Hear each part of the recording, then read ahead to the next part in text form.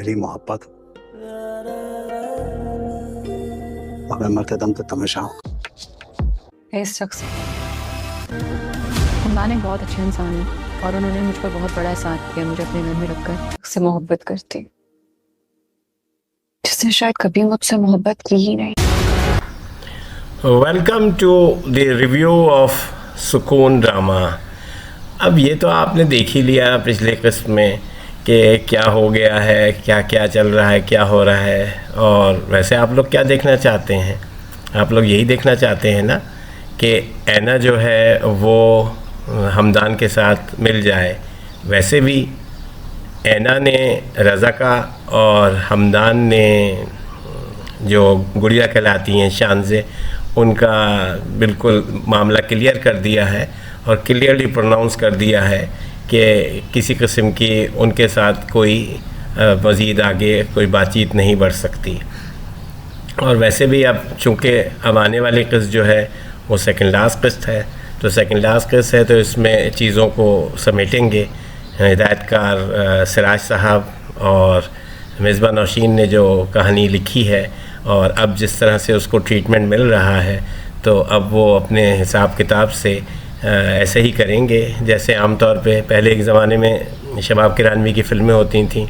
उसमें फ़िल्म शुरू हुई, उसमें सारे सिलसिले चलते रहे, खोए, फिर आखिर में सब लोग मिल गए और लास्ट फ्रेम जो होता था उसमें पूरी कास्ट को एक साथ जमा किया जाता था।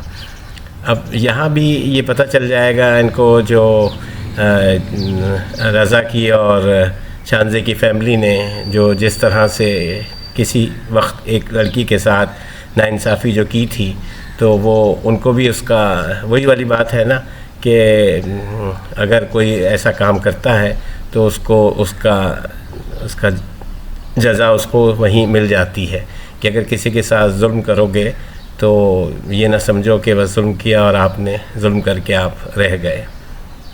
अब अगर आप लोग लिखें अपने मैसेज में और बताएं कि आप लोगों का क्या ख़्याल है, क्या एंड होना चाहिए, कि किस तरह से उस्मान का सिलसिला ख़त्म हो।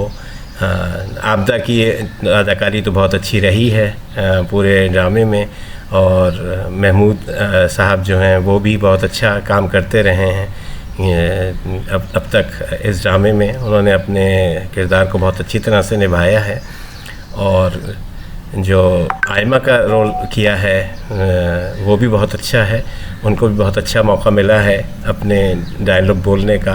और जैसा कि पिछले किस्म में डायलॉग बहुत अच्छे बोले गए थे, बहुत अच्छे डायलॉग लिखने को दिए थे। अब आगे क्या देखना चाहते हैं, उनका आगे क्या होगा, उनका एंड क्या होना चाहिए, कुछ आप लोग भी लिखें। और अगर आप लोग बताएं और कहें तो 9 बजे फिर हम एक लाइव सेशन रखते हैं जिसमें डिस्कशन करेंगे और कहानी की, हिदायतकारी की, किरदारों की, उनकी किरदार निगारी की, एक्टिंग की, और अगर कहीं कहीं ओवर एक्टिंग है तो उसकी भी बात कर ली जाएगी, जो कुछ सीन में कुछ जगह में नज़र आती रही है पहले पिछले किस्तों में।